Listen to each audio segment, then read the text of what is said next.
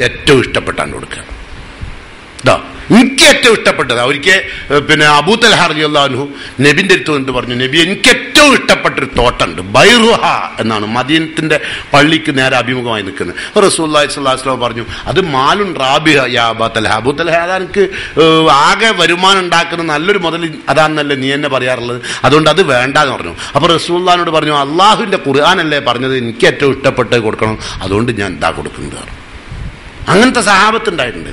നമ്മളങ്ങനെ ഇല്ലേ, നമ്മൾ കൊടുക്കുകയാണെങ്കിൽ എപ്പോഴും മോശം തിരഞ്ഞെടുക്കും അല്ലേ. ഇപ്പോൾ 2 മൊബൈൽ കൊടുന്ന് നിങ്ങളെ വിയാപ്പിള, ഒന്ന് നിങ്ങൾക്കും ഒന്ന് നിങ്ങൾ അനുസരിക്കും. നിങ്ങളോട് പറഞ്ഞാൽ എനിക്ക് ഇഷ്ടമുള്ള ഇത് എടുത്തോന്നാ പറയാം. അങ്ങനെയല്ലല്ലോ വിയാപ്പിള പറഞ്ഞത്. എന്താ പറഞ്ഞത്? ഓൾക്ക് ഏതാനോ ഇഷ്ടമുള്ളത് അത് കഴിച്ചിട്ട് ബാക്കി ഇജ്ജ് എടുത്തോന്നല്ല പറഞ്ഞത് അല്ലേ. ചിലപ്പോൾ നിങ്ങളോട് മൂപ്പർ പറയും ഇതാണ് എനിക്ക് നല്ലത്, അത് നിങ്ങളെ മനസ്സിലാക്കി പറയുന്നതായിരിക്കും. കാരണം നിങ്ങൾ നല്ലത് കൊടുക്കൂലാതെ അറിഞ്ഞിട്ട്. അപ്പൊ ഇതാണ് എനിക്ക് നല്ലത് അറിയും. അപ്പൊ നിങ്ങൾ ആയിക്കോട്ടെ എനിക്ക് ചീത്ത മതി, മറ്റത് മതിയത്. അപ്പൊ നിങ്ങള് തെരഞ്ഞെടുക്കും. നിങ്ങൾ വലിയ മോശക്കാരല്ലല്ലോ അല്ലെ. അപ്പൊ എന്ത് സാധനമാണെങ്കിലും അങ്ങനെ നിങ്ങൾ നല്ല നോക്കി തെരഞ്ഞെടുത്തിട്ട് ബാക്കി സദക്ക കൊടുക്കണേന് സദക്കാന്ന് പറയില്ല കേട്ടോ. അപ്പൊ ചെലവഴിക്കുമ്പോഴും വേണം അതിനെന്ത് ചെയ്യുക, നല്ലത് നോക്കി തിരഞ്ഞെടുക്കുക. ഖുർആൻ പറഞ്ഞെന്താ അറിയോ, മോശമാണെങ്കിൽ നമുക്കൊരാൾ തന്നാൽ നമ്മളെങ്ങനെ സ്വീകരിക്കുക, ഇല്ലാൻ തോന്നിയതു അല്ലേ. നമ്മൾ മുഖം ഒന്ന് ചുളിക്കും, ഇതാപ്പ തന്നത് പിന്നെ വാങ്ങും നമ്മൾ. എന്നിട്ട് പിന്നെ കഴിച്ചിട്ടാത്ത എന്നൊക്കെ പറയും. അതൊക്കെ വേറെ വിഷയം. അതെന്താ വെച്ചാൽ അത് ഇപ്പോഴത്തെ മാനേഴ്സ് പെരുമാറ്റാൻ ഇത് അങ്ങനൊക്കെ പറയാന്നുള്ളത്. ഉള്ളിൽ എൻ്റെ മോൻ കൊണ്ടുവന്നതല്ലേ, നമുക്ക് ഇതൊക്കെ തന്നെ ഉണ്ടാവുകയുള്ളൂ എന്നുള്ളതാണ് ഉത്തരം അല്ലേ. മോശപ്പെട്ടതൊക്കെ എടുത്തു വെക്കും, അങ്ങനെ കൊടുക്കരുത്. നല്ല സാധനം കൊടുക്കുക, ഏറ്റവും നല്ല നോക്കിയിട്ട് കേട്ടോ. ഇപ്പോൾ നോമ്പിന് ഫിദി കൊടുക്കും ചിലർ.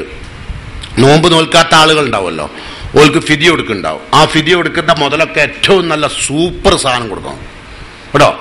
കാരണം നിങ്ങളെ നോമ്പ് സ്വീകരിക്കാൻ വേണ്ടിയിട്ടാണ്. അതിന് ഇത് കൊടുത്താൽ മതിയോ, അത് കൊടുത്താൽ മതിയോ, 500 ഗ്രാം കൊടുത്താൽ മതിയോ, ഒരു 500 ലേശം കുറയണോ, അത് ഇനി വേവിച്ച് കൊടുക്കണോ, അത് വേവിക്കാണ്ട് കൊടുക്കണോ എന്നൊന്നും ചോദിച്ച് നടക്കണ്ട. നല്ല സൂപ്പർ ഭക്ഷണം കൊടുത്താൽ മതി, അധികം ആയിക്കോട്ടെ, കുറയണ്ട കേട്ടോ. നോമ്പ് നോൽക്കാണ്ടൊക്കെ കൊടുക്കണോടത്തത് കൊടുക്കാണ്ടി നിൽക്കുക. എന്നിട്ട് പിന്നെയും ചോദിക്കുക അത് എത്ര ഉണ്ടാവും, എത്ര ഗ്രാം ഉണ്ടാവും, 1 കിലോ ഉണ്ടാവും, 2 കിലോ ചോദിച്ചതിന് ഉത്തരമൊന്നും ഒക്കെ പറഞ്ഞിട്ടുണ്ടാവും. പക്ഷെ എന്നാലും വീണ്ടും വീണ്ടും. കാരണം ചെലവഴിക്കുന്നിടത്താണ് ആളുകൾക്ക് ചെലവഴിക്കാണ്ടൊക്കെയാണുള്ള വയ്യ എന്താ നോക്കല് അല്ലേ. ഇപ്പൊ നിങ്ങളടുത്തൊക്കെ ആഭരണല്ലേ, ഇതിനൊക്കെ സക്കാത്ത് കൊടുക്കണ്ടേ? കൊടുത്തോ? 100 പവനും 50 പവനും 10 അരക്കാൽ തന്നെ ഉണ്ടായാൽ കൊടുക്കണ്ടേ? 10 അരക്കാൽ തന്നെ വന്നാൽ നിസാബ് ഒന്നില്ലേ സ്വർണത്തിന്റെ, കൊടുക്കണ്ടേ? കൊടുത്തോ? ശിക്ഷിക്കൂട്ടോ. അപ്പൊ 50 പവനൊക്കെ ഉള്ളതോ ഓലും അറിയാൻ എന്താ അറിയാം, നമുക്ക് 50 പവന്റെ പണ്ടം തന്നെ ഉള്ളു, പോരല്ല. അതിന് നിങ്ങളോട് ആരെയാ പറഞ്ഞ് ഉള്ള പൈസക്കൊക്കെ പണ്ടഭാഗ്യൊക്കെ ആരാ പറഞ്ഞില്ലയോ? ആരും പറഞ്ഞില്ലല്ലോ. ഉണ്ടോ? താമസിക്കുന്ന വീട്ടിന് സക്കാത്ത് കൊടുക്കണ്ടല്ലോ, ഉപയോഗിക്കുന്ന വാഹനത്തിന് സക്കാത്ത് കൊടുക്കണ്ടല്ലോ അല്ലേ. അപ്പോൾ ഉപയോഗിക്കുന്ന ആഭരണത്തിന് സക്കാത്ത് കൊടുക്കണ്ട കേട്ടോ. ഉപയോഗിക്കുന്ന ആഭരണത്തിന് കണക്കാണ്, അത് 10 താഴായിരിക്കും, 10 മേലെ എന്നാ 10 എല്ലാത്തിനും കൊടുക്കണം കേട്ടോ. അപ്പൊ അങ്ങനെ കൊടുക്കുകയാണെങ്കിൽ നിങ്ങളൊക്കെ കൊടുക്കണ്ടേ? കൊടുക്കണം. നിങ്ങളെ മുതലിൻ്റെ ഒക്കെ സക്കാത്ത് കൊടുക്കേണ്ട ആരാ? നിങ്ങൾ തന്നെ. നിങ്ങളെ പണ്ടക്കാരതാ നിങ്ങൾ തന്നെ. പക്ഷെ നിങ്ങളങ്ങനെ സക്കാത്ത് കൊടുത്തു നോക്കണം, എന്നാ വിവരം അറിയും.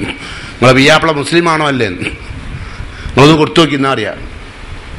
അറിയില്ലേ? ഉപരംഭവിക്കോ? സമ്മതിക്കണോണ്ടാവും. നല്ലോലൊക്കെ സമ്മതിക്കും, അല്ലാത്തവരൊക്കെ എന്ത് ചെയ്യും? എൻ്റെ മുതലിൻ്റെ സക്കാത്ത് ഇജ്ജി കൊടുക്കേ. അത് ശരി, കാണിച്ചേരട്ടാ. അപ്പൊ അന്നെ നമുക്ക് ആവശ്യമില്ല, അവിടെ കൊണ്ട് ഇറങ്ങിയിട്ട് കൊടുക്കും അല്ലേ. അത് പേടിച്ചിട്ടാണ് നിങ്ങൾ എന്താക്കുന്നത്. നിങ്ങൾക്കൊക്കെ നന്നാവണമെന്നുണ്ട്, സക്കാത്തൊക്കെ കൊടുത്ത് നല്ല അലക്ക് മരിച്ചു വീണമെന്നൊക്കെ ആഗ്രഹമുണ്ട് അല്ലേ. പെണ്ണുങ്ങൾക്ക് പ്രത്യേകിച്ച് വേഗം ഉണ്ടാവും ആഗ്രഹം, പക്ഷേ പോലും വേഗം ഏത് കാര്യത്തിലും പെട്ടെന്ന് നന്നാവും പെണ്ണുങ്ങൾ, മോശമായാലും പെണ്ണുങ്ങൾ തന്നെ. അപ്പം അതുകൊണ്ട് സൂക്ഷിക്കുക.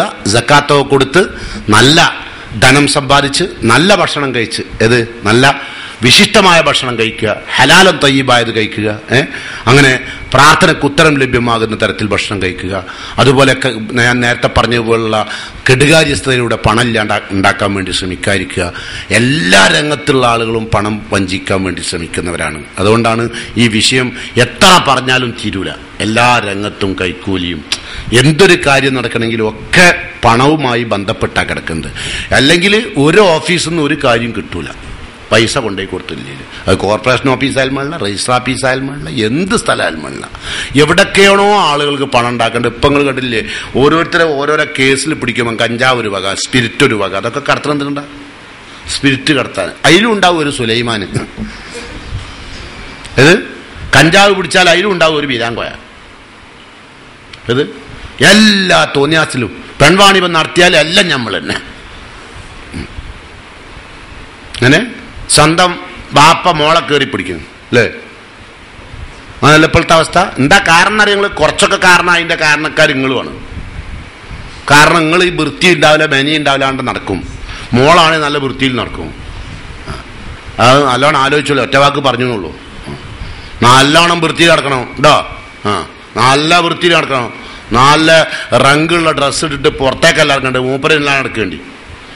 പൊരന്റെ അകത്തൊക്കെ നല്ല ലങ്കി മാറിയെന്ന് കണ്ടു പറഞ്ഞ അതില്ലേ അജായി ചുരിദാറൊക്കെ ഇട്ടുള്ളൂ കേട്ടോ. പൊരയിൽ ഇതൊക്കെ ഇടങ്ങൾക്ക് കേട്ടോ. പുറത്തേക്ക് ഇറങ്ങിയിട്ട് ആളുകൾ ഇളക്കാൻ ഞാൻ മതി. അതെല്ലാം നിങ്ങൾ പൊരന്റെ അകത്ത് മൂപ്പരം കൈമലെടുക്കാനുള്ള എല്ലാ ഡ്രസ്സും കാര്യമൊക്കെ ഇട്ടിട്ട് നല്ല ഉഷാറിൽ നടക്കുക, സ്പ്രേയും ഒക്കെ അടിച്ചിട്ട്. നിങ്ങൾ മൂപ്പര ഒറ്റക്കുള്ളോർത്താട്ടോ. അപ്പോൾ അങ്ങനെ ആവുമ്പോൾ അത്തരം ദുർവൃത്തിയൊക്കെ കുറയും കേട്ടോ. ഇപ്പം ബാപ്പ കുറെ കഴിഞ്ഞ് മോളെ ഉപയോഗിച്ച് കുറച്ച് കാലം കഴിഞ്ഞാൽ ബാപ്പ കൊണ്ടുപോയി വിൽക്കുക. അപ്പം 300 റുപ്യക്ക് 500 റുപ്യക്ക് കത്തിനും കണ്ടില്ല ഞങ്ങൾ ഒന്നായിട്ട് ഇങ്ങനെ വന്ന് നിൽക്കുക. ക്യാമറന്റെ മുമ്പിൽ നിൽക്കുമ്പോൾ മാത്രം ഒരു ടവലുകൊണ്ട് പൊത്തുക. ഓൽക്കോടുന്ന ഹയാത് വന്നത് ലജ്ജല്ലത്, അത് മാനക്കേടുമല്ല. ആ ദുർവൃത്തി ചെയ്തത് നാട്ടുകാരറിഞ്ഞതിനുള്ള പ്രയാസ. അപ്പൊ അത്ര മോശപ്പെട്ട ആളുകൾ ഉണ്ടാകുന്നതിനൊക്കെ കാരണം എന്താ? പണം ഉണ്ടാക്കണം, അതിന് എന്ത് വഴിയും സ്വീകരിക്കും. അത് ഒരു സമ്പത്ത് കൊലപാതകം കേട്ടില്ല ഞങ്ങള്? സമ്പത്ത് എന്ന് അവന്റെ പേര് തന്നെ. ഓനെ പോലീസുകാർ അടിച്ചു വന്നാ പറയുന്നത്. എനിക്കറിയില്ല കേസൊന്നും. എന്തായാലും ഓന്റെ കൂട്ടാളികളും കൂടി ഒരു പെണ്ണിനെ നിർദാക്ഷിണ്യം കത്തിയെടുത്തിട്ട് കഴുത്താണ്ട് അറുത്തിട്ട് എല്ലാ ആഭരണം കൊണ്ടുപോയിട്ടുണ്ട് അല്ലേ? അപ്പൊ ഇതൊക്കെ കാരണം പണാണ്. അപ്പൊ നമുക്ക് പണം എന്തിനേ വേണ്ടു? ജീവിക്കാൻ. എന്താ അങ്ങനെ അല്ല പറഞ്ഞത്? ഇങ്ങനെ ജഅലല്ലാഹുലക്കും ഖിയാമ, നിലനിൽക്കാൻ വേണ്ടി മാത്രമുള്ള സാധന പണം. മരിക്കുന്നതുവരെ ഇവിടെ ആരെ കൊണ്ട് പറയിപ്പിക്കാണ്ട് ജീവിക്കണം, അതിന് വേണ്ടിയുള്ള പണമാണ്. അല്ലാണ്ട് അതിൻ്റെ അങ്ങേപ്പുറം പണം നമുക്ക് വേണ്ട. സൂക്ഷിക്കാൻ ഒരുപാട് മുതൽ വേണ്ട. നിങ്ങളൊക്കെ ചിലപ്പോൾ പറയല്ലേ ഭർത്താക്കന്മാരോട്, നിങ്ങൾക്ക് എന്താ ഉള്ളത്, നിങ്ങൾക്ക് എന്താ ഉള്ളത്? ഓൽക്കൊക്കെ ബാങ്ക് ബാലൻസ് ഉണ്ട് നല്ലോണം. നിങ്ങൾക്ക് എന്താ ഉള്ളത്? അപ്പം അയാൾ ബാങ്ക് ബാലൻസ് ഉണ്ടാക്കണം, ഇനി അതിനുള്ള വയ്യ പിന്നെ നമുക്ക് അയാൾ. അപ്പം അയാളോട് വേറെ ആളോട് അവിടെ ഉണ്ടൊരു ആനക്കൊമ്പ് വിൽക്കാൻ, ഇപ്പം കാട്ടിലേക്കാട് പോകും. മാന് എന്തൊക്കെ ജീവിന്റെ കൊമ്പാണ് അതൊക്കെ വിറ്റിട്ടായാലും വെള്ള അതെ പണം ഉണ്ടാക്കണം. വളരെ മോശപ്പെട്ട മൃഗീയമായി മാറും മനുഷ്യൻ പണത്തിന്റെ പിന്നാലെ പോയാൽ കേട്ടോ. അതുകൊണ്ട് സൂക്ഷിക്കുക. റഹ്മാനായ തമ്പുരാനോട് ഹലാലായ മുതൽ കൊണ്ട് തിന്ന് കുടുംബം പോറ്റി സുഖമായി ജീവിച്ചു പോകാൻ പ്രാർത്ഥിക്കുക. ഈ പ്രസംഗിക്കുന്നതിനിടയിൽ ചില വാചകങ്ങളൊക്കെ ശക്തിയായി ഉപയോഗിച്ചിട്ടുണ്ട്. അത് ഉപയോഗിച്ചത് തിരുത്താൻ വേണ്ടി മാത്രമാണ്. അതിൻ്റെ പേരിൽ എന്നോട് ആർക്കും പ്രയാസം തോന്നേണ്ടതില്ല. ഞാൻ നല്ലത് മാത്രം ഉദ്ദേശിച്ച് പറഞ്ഞതാണ്. അള്ളാഹു നമ്മുടെ ഈ വാക്കുകൾ സാലിഹായ അമലായി സ്വീകരിച്ച് ഇത് പറഞ്ഞ എനിക്കും കേട്ട നിങ്ങൾക്കും അള്ളാഹു പരലോകത്ത് പ്രതിഫലം നൽകുമാറാകട്ടെ. മരിച്ചു പിരിഞ്ഞു പോയ നമ്മുടെ മുഅ്മിനുകളായ മാതാപിതാക്കൾക്ക് അള്ളാഹു മഗ്ഫിറത്തും റഹ്മത്തും നൽകുമാറാകട്ടെ. ആരോഗ്യമില്ലാതെ ആശുപത്രികളിലും വീടുകളിലും കഷ്ടപ്പെട്ടുകൊണ്ടിരിക്കുന്ന രോഗികൾക്ക് അള്ളാഹു ശാന്തിയും സമാധാനവും നൽകുമാറാകട്ടെ. വാഖിറു ദഅവാനാ അൽഹംദുലില്ലാഹി റബ്ബിൽ ആലമീൻ. അസ്സലാമു അലൈക്കും വറഹ്മത്തുള്ളാഹി.